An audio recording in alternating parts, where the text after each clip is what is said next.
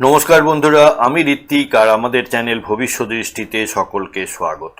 বন্ধুরা, আগামী 9ই মার্চ থেকে শুরু হতে চলা যে সপ্তাহটি, সেই সপ্তাহে কন্যা রাশির জাতক বা জাতিকাদের কেমন কাটতে চলেছে তাই নিয়েই আজকে আমরা আলোচনা করব।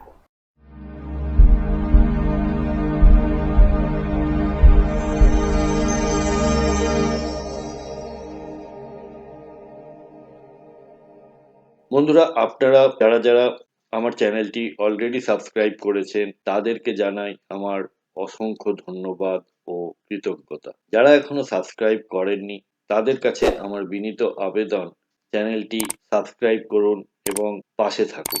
কন্যা রাশি কালপুরুষের রাশিচক্রের 6 নম্বর রাশি। এই রাশির অধিপতি হলেন গ্রহদের যুবরাজ বুধ। এটি একটি পৃথ্বী তত্ত্বের এবং দ্বৈত প্রকৃতি বা ডুয়াল নেচারের রাশি। সামনে থাকা স্ক্রিনে যে চার্টটি আপনারা দেখতে পাচ্ছেন সেটি হলো কন্যা রাশির জাতক জাতিকাদের জন্য 9ই মার্চ গ্রহগত অবস্থান। এই সপ্তাহে আমরা দুটি ট্রানজিট লক্ষ্য করব। যেমন দেবগুরু বৃহস্পতি 11ই মার্চ বক্রগতি থেকে মার্গী গতিতে ফিরতে চলেছে, আর গ্রহদের রাজা রবি বা সূর্যদেব কুম্ভ রাশি ছেড়ে মীন রাশিতে প্রবেশ করবেন 14ই মার্চ। এবারে চলে আসি আমরা ফলাফলের দিকে। শুরু করছি কর্মজীবন বা কেরিয়ার নিয়ে। যারা চাকরিজীবী আছেন তাদের জন্য কর্মক্ষেত্রে কাজের চাপ এই সপ্তাহে বেশ বাড়বে। আপনাকে মাল্টিটাস্কিং করতে হতে পারে, যা মানসিক ক্লান্তি আনতে পারে। তবে আপনার কাজের সূক্ষ্মতা ও দক্ষতা ঊর্ধ্বতন কর্মকর্তাদের নজর কাড়বে। যারা নতুন চাকরির খোঁজ করছেন তাদের জন্য সপ্তাহের মাঝামাঝি সময়ে ভালো কোনো সুযোগ আসতে পারে। ব্যবসায়ীদের জন্য এই সপ্তাহটি কিছুটা সতর্কতার। বড় কোনো বিনিয়োগ করার আগে বাজারের পরিস্থিতি ভালো করে বুঝে নিন।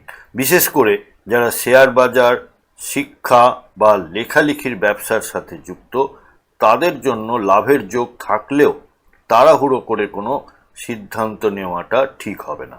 অর্থ ও সম্পদের দিক থেকে এই সপ্তাহটি স্থিতিশীল। আয়ের নতুন পথ তৈরি হতে পারে, তবে পরিবারের কোনো সদস্যের স্বাস্থ্যের জন্য হঠাৎ কিছু খরচ হওয়ার সম্ভাবনা থাকছে। পুরনো কোনো ঋণ বা লোন পরিশোধের সুযোগ আসতে পারে, তবে কাউকে টাকা ধার দেওয়ার আগে কিন্তু দুবার ভাবুন, কারণ সেই টাকা ফেরত পেতে সমস্যা হতে পারে। রিলেশনশিপের দিক থেকে যারা বিবাহিত তাদের জীবনসঙ্গীর সাথে সুসম্পর্ক বজায় থাকবে। আপনাদের মধ্যে কোনো পুরানো ভুল বোঝাবুঝি থাকলে তা মিটে যাওয়ার সম্ভাবনা আছে। একে অপরকে মানসিক সমর্থন যোগাবেন। আর যারা অবিবাহিত এবং একা রয়েছেন তাদের জন্য নতুন কোনো প্রেমের প্রস্তাব আসার সম্ভাবনা রয়েছে। তবে সোশ্যাল মিডিয়া বা অচেনা কারো সাথে সম্পর্কের ক্ষেত্রে একটু সাবধান থাকা ভালো।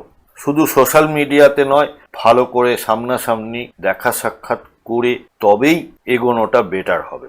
পরিবারের সাথে আপনারা সময় কাটানোর যথেষ্ট সুযোগ পাবেন। স্বাস্থ্যের দিক থেকে এই সপ্তাহে কিন্তু আপনাদের বিশেষ যত্ন নেওয়া প্রয়োজন। স্নায়বিক দুর্বলতা বা ত্বকের কোনো সমস্যায় ভুগতে পারেন। অনিয়মিত খাওয়া দাওয়ার কারণে হজমের সমস্যা বা লিভার সংক্রান্ত সমস্যা দেখা দিতে পারে। প্রতিদিন সকালে কিছুটা হাঁটাহাঁটি করুন এবং প্রচুর পরিমাণে জল পান করুন, আর রাত জেগে কাজ করা এড়িয়ে চলুন। প্রতিকার হিসেবে বলতে পারি যে শুভ ফল বৃদ্ধি করতে প্রতিদিন বিষ্ণুর সহস্র নাম পাঠ করুন, অথবা ইউটিউবে এটি চালিয়ে আপনি শান্ত মনে এক জায়গায় বসে শুনতেও পারেন। বুধবার ছোট বাচ্চাদের সবুজ রঙের কোনো কিছু ফল দান করলে মানসিক শান্তি ও সমৃদ্ধি আসবে। বন্ধুরা, প্রতিবেদনটা যদি ভালো লেগে থাকে তাহলে প্লিজ লাইক, কমেন্ট, শেয়ার করতে ভুলবেন না।